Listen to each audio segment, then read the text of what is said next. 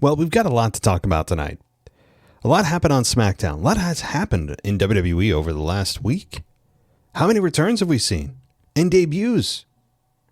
We had a debut on SmackDown in the women's division. We'll talk about that. We saw the first interaction between Kevin Owens and CM Punk. We saw a mostly okay match up until the finish of Charlotte and Jade. And yes, we'll open with that in just a moment. But overall, how are we feeling about the product? Pretty amazing how things can change when you have star power, when you have cohesive storylines, when you have new rivalries. A lot of times, guys, it's the basics. I'm not always looking for everything to be unpredictable all the time. It's not a realistic expectation. Predictability is a good thing more often than not, I think, because it then makes the things that are unpredictable more unpredictable. But from where we were a week ago, heading into SummerSlam weekend, down on the product, down on the creative, it had just come off a week before of the Danhausen historically bad segment. Storylines all over the place, seemingly directionless, hoping that the product over-delivers. And we come out of SummerSlam weekend and the follow-up are on SmackDown and say, hey, you know what? Things aren't so bad. Now, does that mean that WWE has totally turned the corner? They're going to start cranking out great Raw after great Raw after great Raw? No. And I explained this on my show last week. I said that the reason for that is, it's not that I'm just a pessimist, although at times I can be. It's because in order for them to really do that, they would have to abandon how they fundamentally believe professional wrestling should be presented. And they're not going to abandon that. They're not going to stop putting the Dodge Ram logo in the middle of the ring. Now logos all over the turnbuckle. The Prime station outside the ring, although I don't know if I've seen that in a while. The logos on the apron. The 4-minute commercial breaks on the ESPN app.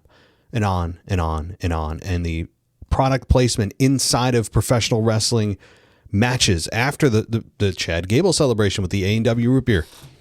All that bullshit. Until they abandon that and start focusing on wrestling being the driving factor for profit, they are not going to continue to pump out Raws. You'll get the occasional really good Raw like this, and star power can deodorize a lot of bad things that happen. It is the great deodorizer when you have stars there. It will not, until they abandon those things and fundamentally reconfigure how they look at professional wrestling, you're not going to see great storytelling for the long haul. I don't see a reason why I should or believe that they can. They've shown us time and again what they prioritize, and that's getting in your pocket and pulling out as many of those dollar bills as they can. That's what they want. That's what they prioritize. Unashamedly. So, let's get into this week, though. I want to start with the Charlotte and Jade matchup on SmackDown. You heard Amanda's take on it. You heard her entire analysis. If you haven't, I'd highly recommend you go check it out. She does a great job every single week discussing SmackDown, and I would just recommend you check her out every single Saturday morning. We'll also get to the Chelsea Green injury. That'll be the second topic tonight. But Charlotte and Jade. Remember when Jade came in the fall of 2023? And she made an impact. She was unique. She didn't look like anybody else, even if you didn't know her from AEW and you had just seen her for the first time, which many from WWE world did. You were drawn to her. She was compelling visually.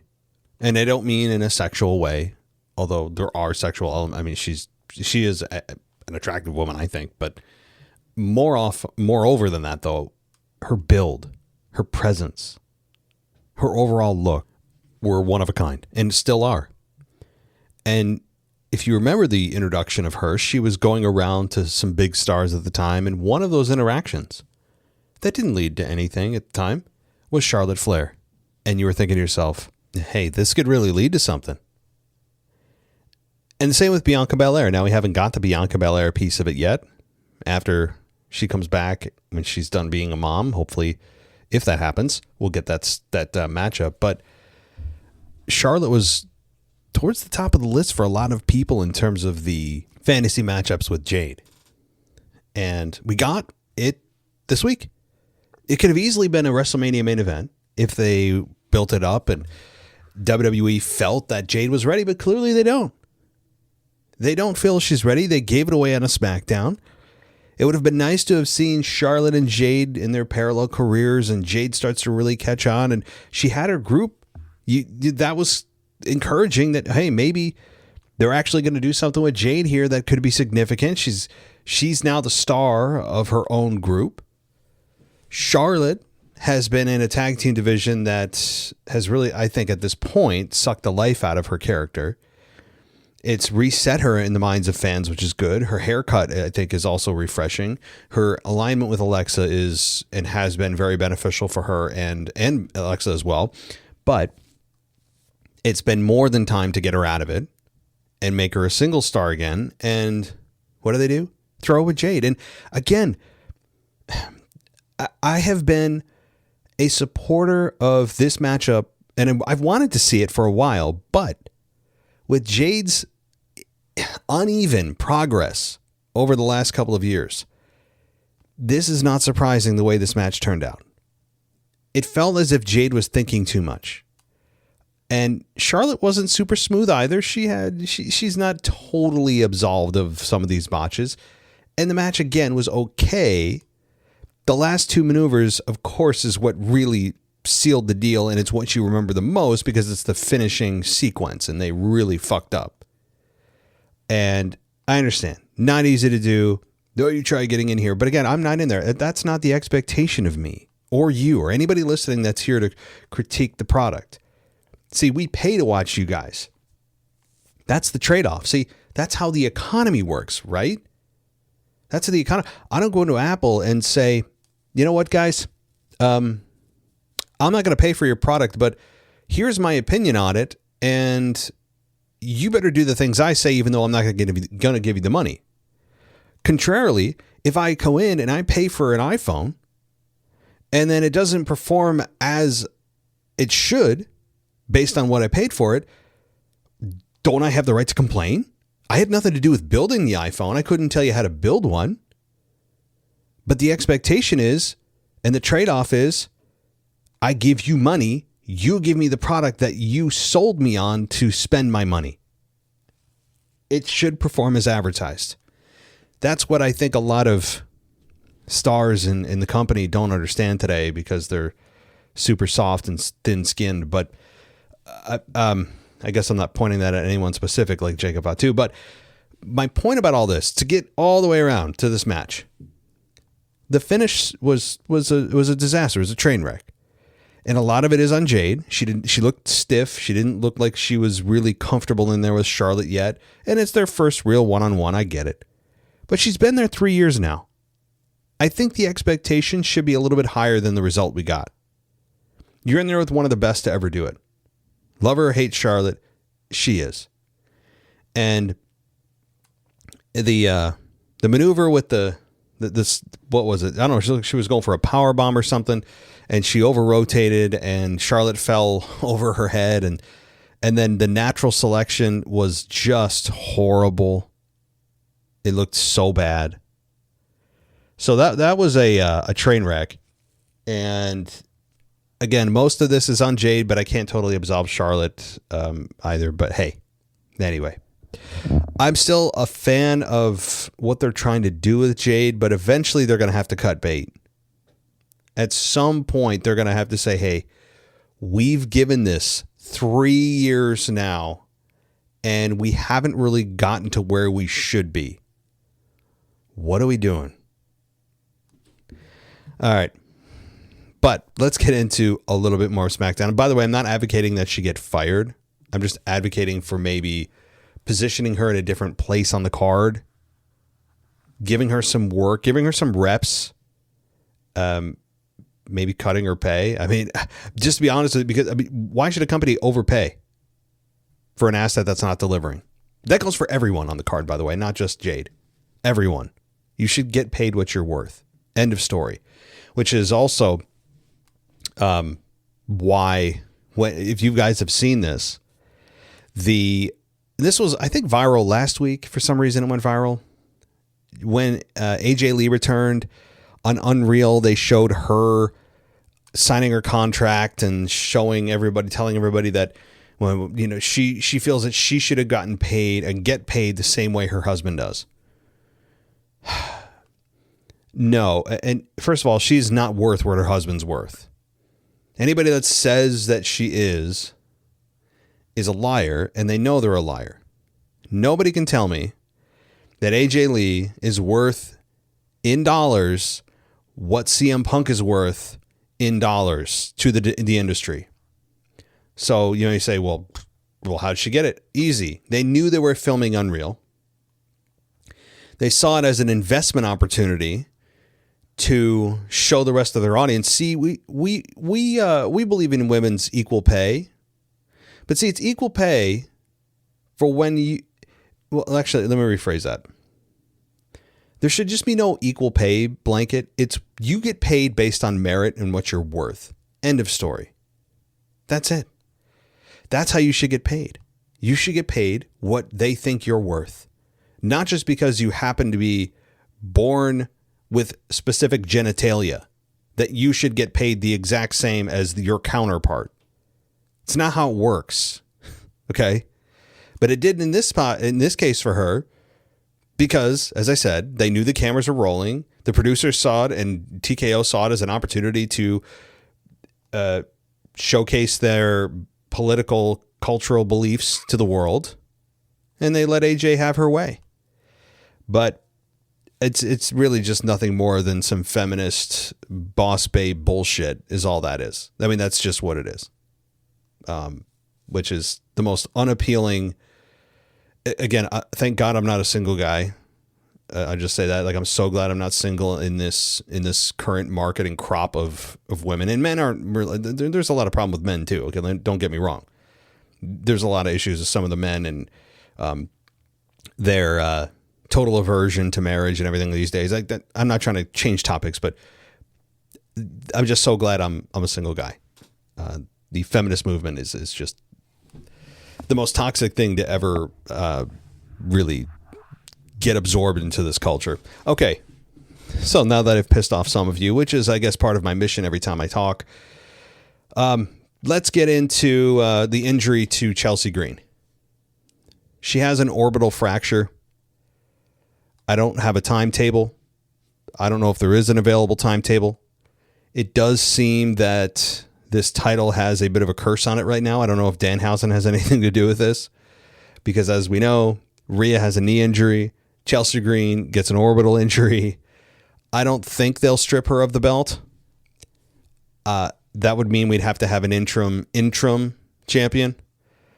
And they're clearly not going to do that. I think that maybe they'll just kind of let her heal, and they'll find a way around it, because Chelsea Green is just, she's too popular, and it's, you know, she has no risk to her health, really. I mean, you don't want to exacerbate the orbital injury to the point where it could become a real problem. It's around your eye, obviously, but it's not like it's her neck. There's no joints here. It's a bone that you just kind of have to let heal. It's like a rib. Can't really do much. It just heals on its own. So I think they'll probably keep the belt on her unless things go sideways. But she was in action on Friday night, and we'll get into that too. So let's get into SmackDown in a little bit more detail. And let's see here. I think the show I have is it's outdated. Here we go. So this came to us from the Xfinity Mobile Arena in, where was it? Philadelphia. And I have to say, Philly, you guys sucked. I'm a big fan of the Philly crowd generally, but my God, you guys, especially for the women, it was brutal. And for Chelsea, hey, she's your new champion. Remember how much we beloved Chelsea? Remember that? You wouldn't have known it. She got a really piss poor reaction. So Philly, you guys just didn't give a damn about the women. And I'm not here being an apologist or a male feminist. Trust me, I'm the polar opposite. However, I'm calling a spade. And Philly, even for not just the women, but for there's some other segments, I don't know, you guys were comatose for part of the show. However, I mean, again, I'm not saying my city's better. My city sucks half the time. I'm just calling it like it is. That's what we do. So Cody comes out and he demanded Randy come out, and he asked the crowd what they want to talk about because he still has to get his absolutely just force-fed line that has never caught on. And okay, moving on. Randy didn't come out, and he recalled some fond memories of Philly and mentioned his loss to CM Punk from the weekend. And Cody said he would assume that Punk was unaware of Randy in the RKO, and then that's when Punk immediately came out. He asked if Rhodes had a question for him, and Rhodes said he didn't want to ask him, but he would anyway, and asked him about Randy. Punk said he's hurt, but he said he had nothing to do with it, and he offered to go kick his ass with Cody. And we had eventually no, like they did not agree to go to the back and try to find Randy Orton as a team. But Cody leaves. Punk tells him to say when, as far as finishing their business. And that's when Kevin Owens comes out. And Cody offered him the mic, and he took it from his hands, and they spoke a little bit off the mic there. And we have Punk take a shot at Owens and asked if he wanted to wrestle since he was in his gear, but was wearing a t-shirt and pants. And Owens says he wears shorts when he wrestles, and told Owens that he wanted nothing more to be in the ring for the last 17 months rather. He went on to say that he's been told for 3 years that Punk is a new man, and he's never bought it. And Owens accused Punk of not changing, and he said he looked past him when he told Rhodes say when, instead of recognizing Owens as the number one contender, which is true. And he recalled Punk as an arrogant sociopath, and that's what he's always been. And he replied that some people like his arrogance because his calling card was calling himself the best in the world, and the title proves his case. He then told Owens that he benefited the most from Punk's arrogance because he broke down doors that Owens walked through and blah, blah. Okay. So Owens said that it was a great thing that Punk was champion because not only would he get to be a WWE champion again, but he'd beat his ass. He also brought up, it's been 10 years. That's mind-blowing. Kevin Owens, yes, he's been out for the last 17 months. Can't believe it's been 17 months, by the way. Holy crap. Feels like 4 or 5 months. That aside, the fact that Kevin Owens has not been a champion or WWE champion in the last 10 years since he was Universal Champion when Triple H handed it to him back in 2016, I believe on a Raw, and he turned on Seth Rollins. Remember that? When he was part of the Authority? Pedigreed Seth Rollins. Kevin Owens becomes Universal Champion. Remember that? 10 years ago. How, in all that time, again, minus the last 17 months, it's still almost 9 years, did Kevin Owens not have a championship in that time? How is that possible? Now, you could even erase the 4 years that Roman was champion.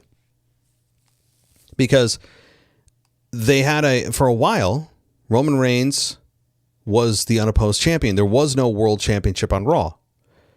That eventually happened. The last year or so, a couple of years that Roman was champion. So you could even take the whole 4-year reign where Roman Reigns was essentially the face of the whole company. He was the true champion. Okay, fine. Now you still got 5 years. How the hell has he not done this? How has the company gone that long? It's quite incredible. And yet he was able to main event a WrestleMania and bring Stone Cold Steve Austin out of retirement. And you don't make the guy champion. How the fuck does that happen? How does that happen? It's mind-blowing. And I think that'll change. I don't think it'll change on August 21st in Toronto, by the way. I know that's when Kevin Owens is going to cash in his number one contendership opportunity that he won in the Fatal 4-Way at SummerSlam. But I don't think it's too soon. I know there's a big gap between now and Money in the Bank as well. But it seems too soon to have Kevin Owens win the championship, especially off a guy like CM Punk. And we continue to get also these babyface versus babyface champion matchups. And I don't hate it, but it's uncomfortable because it number one, it limits the crowd response. It forces the crowd to kind of pick a side when they're reluctant to.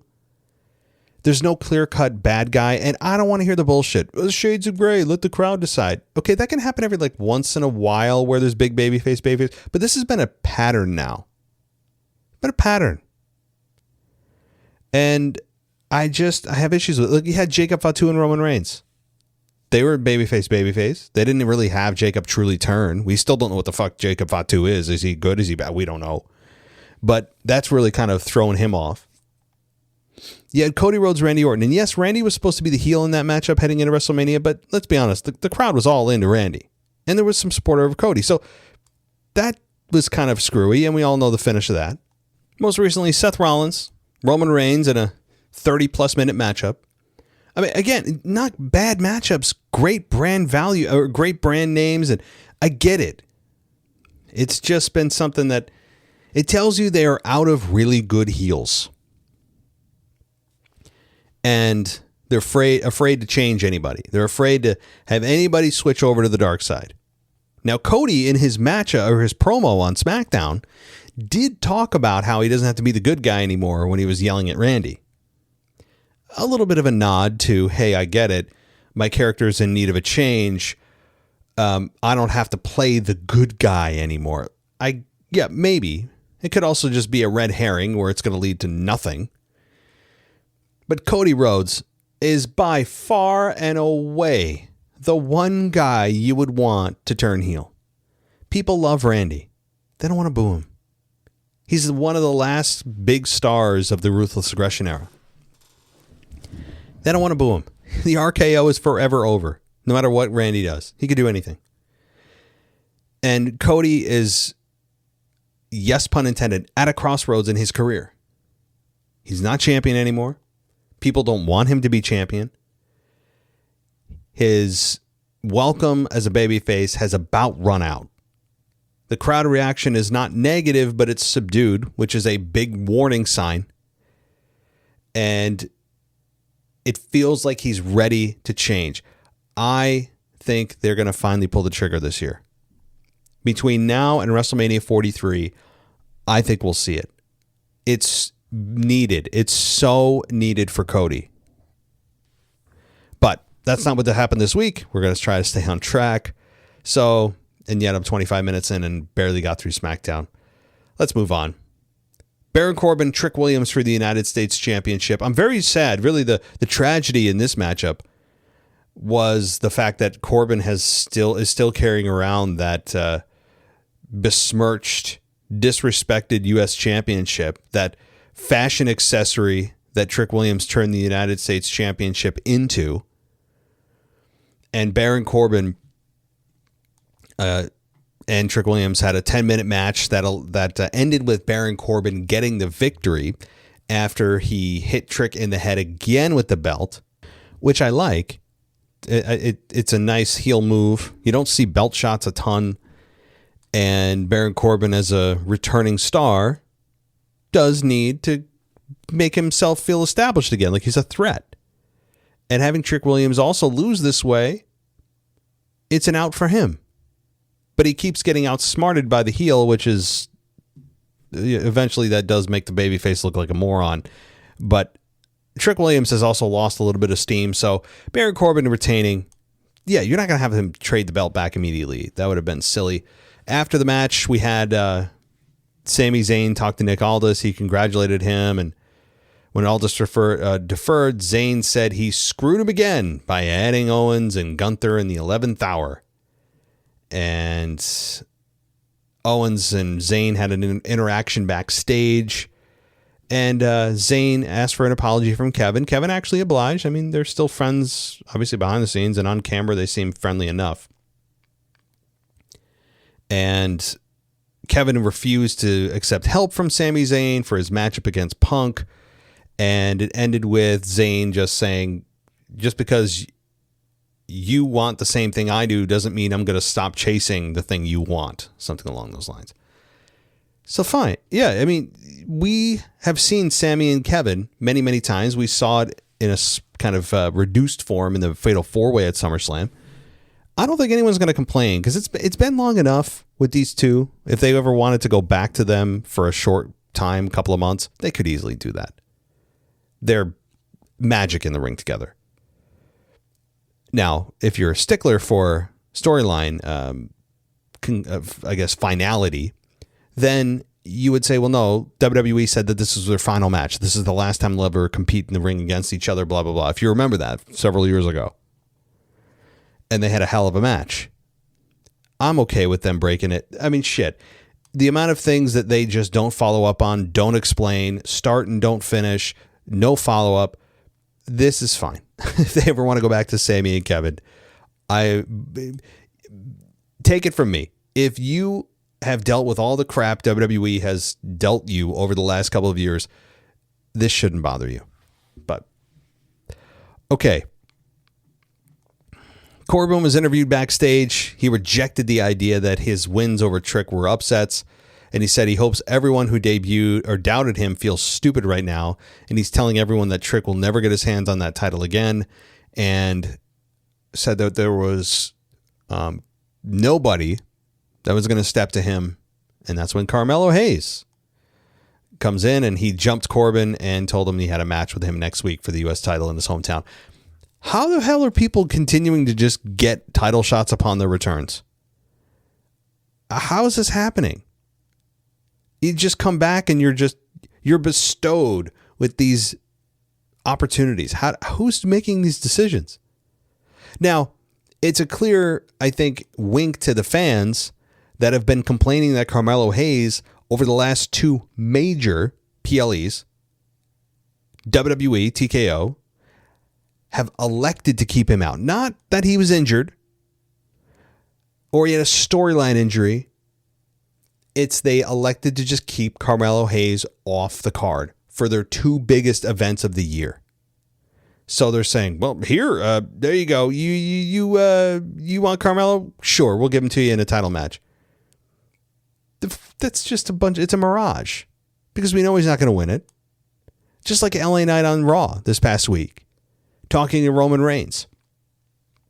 You know that it's WWE's acknowledgement, and I really do believe over the last week they had many, many conversations. The production team, TKO execs, probably all involved, had a bunch of discussions regarding the massive fan backlash, just generally capped off by the Danhausen segment, and said we got to do stuff. We got to change. We got to pivot. Ooh, did I make you tingle, Trips? He loves that word. But they had to have, because they are doing all the things that the fans were complaining about. But we're not stupid. You're doing these things, but there's no real true follow through on any of them. It's just, yeah, we'll do them because you've been complaining we haven't done it. But then they're going to go away for a while and they're not going to win any titles. And, then you can't say we haven't done it. So LA Knight, I still don't think has a chance to win the title from Roman. He's not going to win the World Heavyweight Championship. So all those complaining that LA Knight's got all the support and he's never really been afforded a true opportunity as champion, you're not going to see it again, I don't think, from LA Knight. LA Knight will lose to Roman, and then he'll go back to doing what he does. Maybe screwing around with the bloodline or moving on to some other upper mid card talent pool in the Intercontinental title scenario or something. All right. We had the Chelsea Green title celebration. She told the crowd she loved them and she appreciated them for sticking with her from the beginning to pledging their allegiance. And she credited the crowd with being a big part of her victory and gave some credit to herself and then offered Tiffany Stratton to come out. So I don't like her acknowledgement of the crowd, I have to say. I mean, I'm fine with her acknowledging herself, and it was very Chelsea of her to do that. But it very much said, if you guys didn't cheer for me, management wouldn't put me in that position. Hey, can we ever just pretend the illusion is there? Can we just pretend once in a while? I know she's thanking the fans for it. I just like to pretend that once in a while wrestling is real. Bring me into the illusion. Let me take the drug. Pretend that the hallucination is real. That's what we want. We want to escape, don't we? Is that not why we watch wrestling? It's an escape. We look for great storytelling, athleticism. Don't cannibalize your own product while I'm watching it. But I like Chelsea as champion. No complaints there. I don't. Other than that line here. And Tiffany Stratton comes out to absolutely no reaction, which was great. Made me happy. And Chelsea said she knew that they had their conflicts, but that their friendship was stronger than that, and she made a toast. And they were interrupted by Fatal Influence, which, of course, led to a matchup, the second matchup of the night, which was Tiffany and Chelsea taking on Fallon Henley and Lainey Reed. And the match went almost 8 minutes with Fallon Henley and Lainey Reed beating Chelsea and Tiffany after they hit the fatal flaw on Chelsea. I don't know why, though, that they took the time to have Chelsea take the pinfall. She just won the belt. Tiffany Stratton is a forgotten commodity at this point. She's doing nothing. Why couldn't why couldn't Tiffany Stratton have taken the fall here? Very weird. After the match, we had Lash Legend and Nia Jax continue to attack Stratton and Green, and we had Jax pose over Green holding the women's championship. And backstage, Damian Priest was interviewed by Kathy Kelly, and he got fired up about the MFTs being joined by Haku, and the War Raiders showed up. Okay, I'm sorry, I don't care. The tag team division is a mess.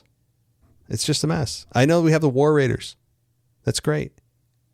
The MFTs still exist. No one cares. They didn't care about the group when they were with Solo. They're not going to care about them now. The MFTs need something beyond face paint to make us give a shit. And we just don't. Ron Killings did show up during this segment. And fine. Okay.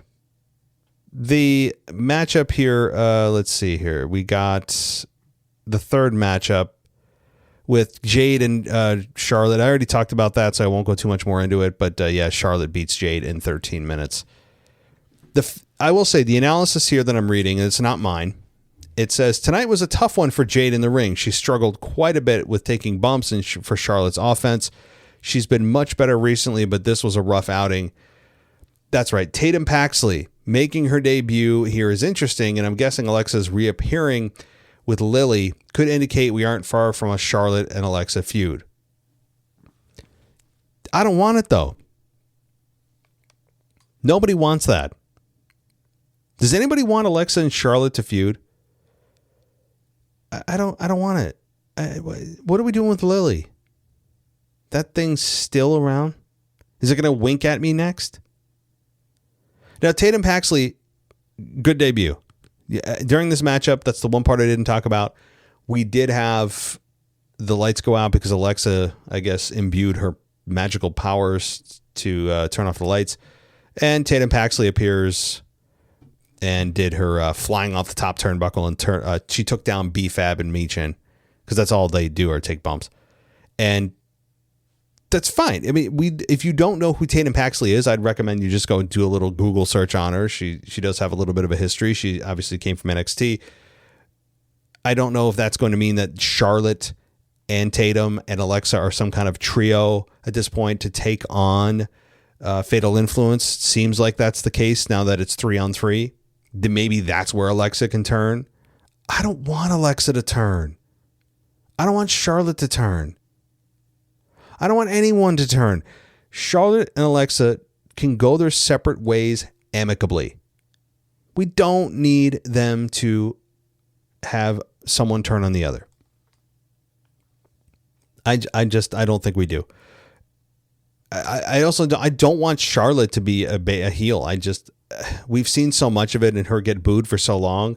And yes, she's a more natural heel, but she kind of caught something here with Alexa, lightning in a bottle. They have good chemistry. I also don't want to see Alexa turn heel. I don't want to see them fight in any way.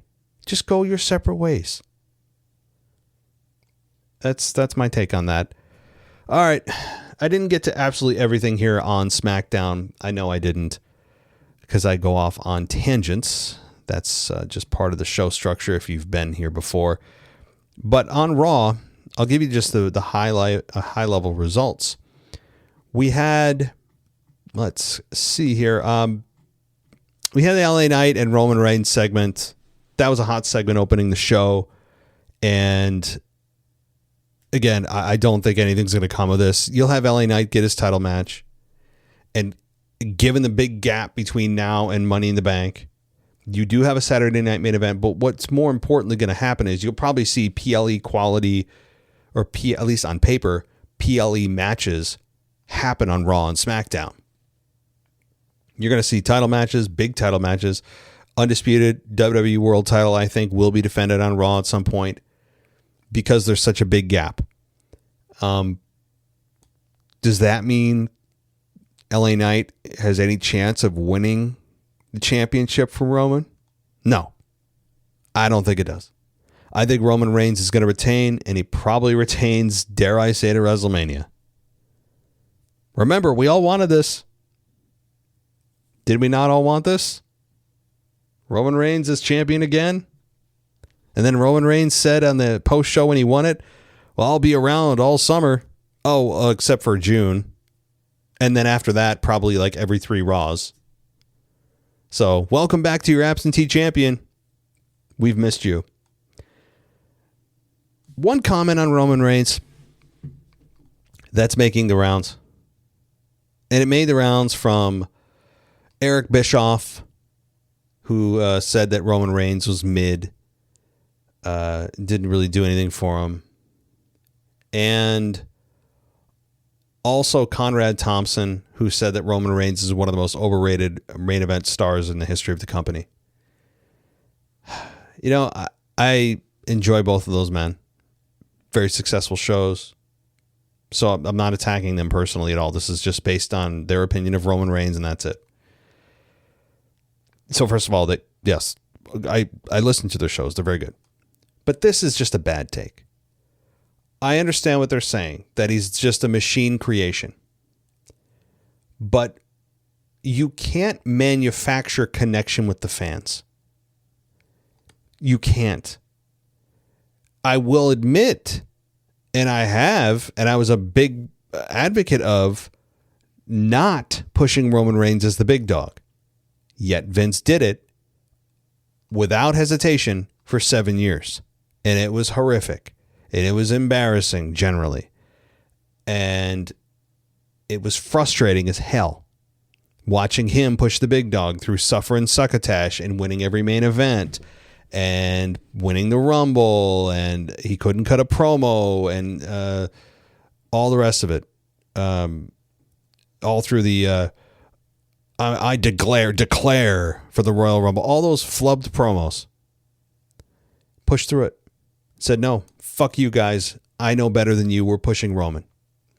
So I would concede that was a horrible, horrible version of Roman Reigns. Hated it. And you could say, yeah, if Roman was still that guy, then yeah, he was definitely an overrated main eventer.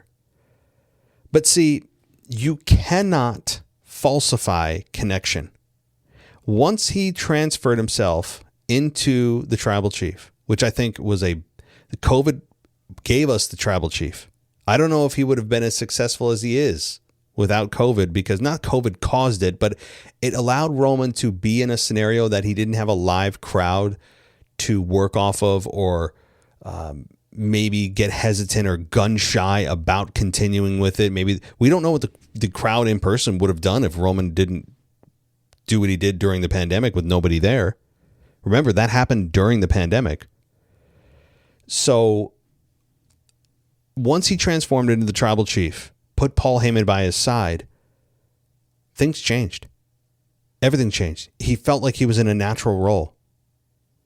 And we know the rest is history. The Bloodline, the Usos, Sami Zayn, Solo eventually, and the million iterations of everyone turning on everybody and then making friends and turning on them again and whatever, right? We're still seeing it, sadly. But you can't manufacture the instinct in the ring. The character, is it perfect? No, it's not. No character is perfect. The Rock had terrible nights. Stone Cold had terrible nights. Hulk Hogan had terrible nights. But you can't just... You can't manufacture greatness in the ring. It's either there or it's not, and it's incumbent upon the talent in the ring to deliver. You can, on paper, have the best plan ever created by mankind. But if that individual can't deliver, he's not your guy. Roman Reigns has reached the level of superstardom that is rarefied air. Would I say he's as big as The Rock and Stone Cold and Hulk Hogan in their primes? No, but he's close. He's close. Roman Reigns is scratching at the legend status. He's right there. I know many of you believe he's already a legend. Careful. Legend should be, I think, a very select group of people that have a crossover effect of not just wrestling fans, but of the culture. Roman doesn't have that yet. He's scratching at it. He's a Hall of Famer. Absolutely. He became a Hall of Famer many years ago. But legend, I'm pumping the brakes a little bit. He might get there. And it's tougher to do in today's society because everybody's just so scatterbrained and can't pay attention to anything, well, for more than 6.5 seconds. But to Conrad and Eric Bischoff, not that they listen, but what I would just make the case that, yeah, like, you can't manufacture the greatness he's achieved and the connection he has with fans and the reaction he gets from fans. That's real. We weren't duped into this. We bought on the tribal chief. We bought all in. Absolutely. Could he be better on promos? Yes, that's always been his weak point. But he continues to deliver incredible main event after incredible main event. Yes, some of the credit goes to the talent that's the other half of his matchup. CM Punk at WrestleMania. I mean, he can't wrestle yourself. But he more than carried his weight, and he continues to deliver incredible 4- and 5-star matches nearly every time he's put in that high pressure situation. He is absolutely everything that he says he is, but falling short of a legend for now. So I just fundamentally disagree. I just do. Normally I would crap on Roman Reigns. I mean, back in the day, well, I shouldn't say normally. Back in the day, I would have just shit all over this if someone had said that Roman Reigns is he's an actual bona fide legend. I mean, no, he's in the position he's in because of Vince McMahon. That's it. The fans didn't will him here. I even heard Peter Rosenberg at one point, who's just a shill for the company and a very talented guy. Let's call it what it is. Talented guy. He has a radio show on ESPN. He's got Cheap Heat. He's the pre and post show co-host. Obviously very successful. I find him very annoying, and I don't agree with a lot of his outside the box stuff he talks about. But I remember him saying that from when Roman Reigns was the big dog before the tribal chief stuff. I remember Peter Rosenberg saying that, basically to the fans, hey, you guys wanted him in this position, and now you're rejecting him. Well, again, no, we didn't. First of all, Vince wanted him here. We gave it a little bit of a try. We gave it the old college try, and then we said, yeah, this ain't working. Let's pivot. right? We did many, many times. The reaction, Roman Reigns got absolutely destroyed from the crowd in the ring many times. Most notably at the 2015 Royal Rumble. He got booed against Triple H at WrestleMania 33. Or was it 32? 32. He got absolutely, speaking of 33, buried alive, pun intended, by the crowd when he faced The Undertaker and then the subsequent night on Raw at WrestleMania 33. I mean, chapter and verse here. Royal Rumbles, he's gotten booed since that 2015 disaster. That's when we rejected him. And you have to change accordingly. But since then, it's been generally one of the biggest success stories the company's produced in the last 6 years is the Roman Reigns character. And by extension, the bloodline, which has gone on way too fucking long, as we all know, way too long. So I disagree with all of that. And I would say that Roman Reigns is the biggest star the company has produced in half a decade, but falling short of legendary status for the time being. That could always change.